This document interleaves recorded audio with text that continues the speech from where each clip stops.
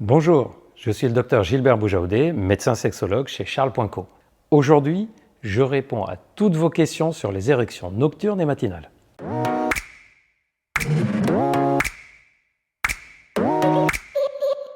Bienvenue sur la chaîne YouTube de Charles.co.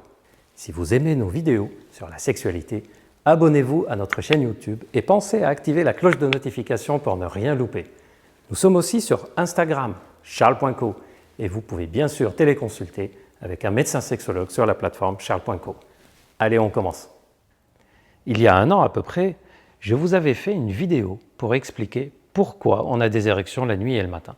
Comme je vous l'avais dit dans cette vidéo, les érections de la nuit et du matin sont essentiellement liées à nos phases de sommeil et en particulier à la phase de sommeil qu'on appelle sommeil paradoxal. Durant cette phase de sommeil paradoxal, on a plusieurs phénomènes mystérieux dans notre corps, comme les mouvements des yeux sous la paupière, la paralysie du corps alors que le cerveau est en activité intense, d'où le nom de paradoxal, et les érections. Et l'érection matinale est ni plus ni moins que la dernière érection nocturne.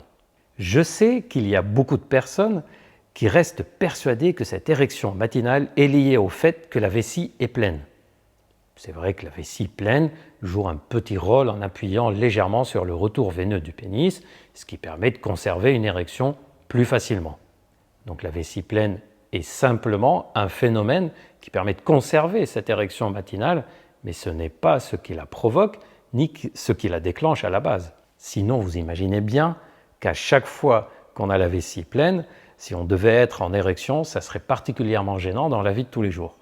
Je sais aussi que certaines personnes sont persuadées que les érections matinales sont liées à un taux élevé de testostérone, puisque c'est le matin qu'on a le pic des sécrétions hormonales masculines.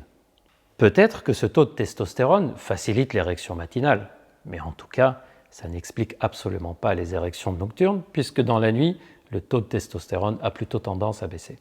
De plus, quand on prescrit de la testostérone à un homme, par exemple suite à une injection intramusculaire de testostérone, il ne reste pas en érection pendant plusieurs heures ou plusieurs jours quand le taux de testostérone est élevé.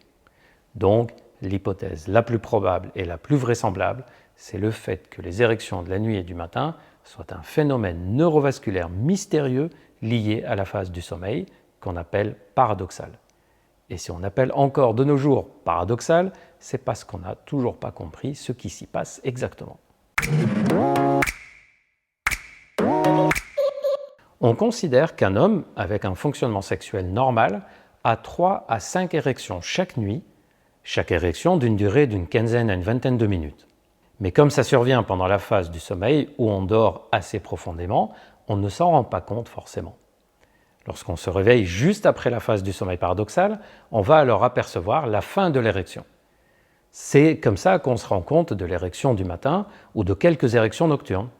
D'ailleurs, si on se réveille en dehors des phases du sommeil naturel, c'est-à-dire si on se réveille, mais pas à la fin du sommeil paradoxal, comme c'est logiquement le cas, on risque de ne constater aucune érection.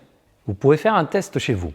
Vous vous réveillez certains matins sans mettre de réveil et d'autres matins en mettant le réveil. Vous verrez qu'il y a beaucoup plus de chances de constater l'érection lorsque vous vous réveillez naturellement sans mettre de réveil.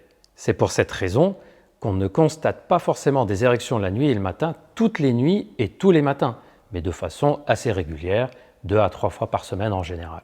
En tout cas, lorsque ces érections sont présentes de façon régulière, on considère alors que la mécanique sexuelle fonctionne correctement. Par exemple, si un homme a des troubles érectiles, mais qu'il a des érections la nuit et le matin qui sont conservées et de bonne qualité, alors il y a 2 causes possibles à son trouble érectile. Soit une cause psychologique avec une dysfonction sexuelle liée à un état de stress par exemple, de doute, de manque de confiance lors des rapports sexuels, soit une cause physique mais modérée qui fait que les érections de la nuit et du matin sont plutôt conservées, mais lors des rapports sexuels, cette érection est insuffisante avec une cause physique donc, comme un manque de circulation de sang de façon légère. Lorsque les érections de la nuit et du matin sont absentes, ça mérite de s'y attarder pour comprendre les raisons, puisque ça peut être le signe d'un problème de santé ou d'un problème sexuel. La première chose à vérifier, c'est est-ce que la qualité du sommeil est correcte. En effet, Comme je vous l'ai expliqué au début, si on n'a pas des phases de sommeil réguliers, et en particulier sommeil paradoxal et profond, on n'aura pas d'érection la nuit et le matin. Donc la première chose à vérifier, c'est est-ce que je dors bien?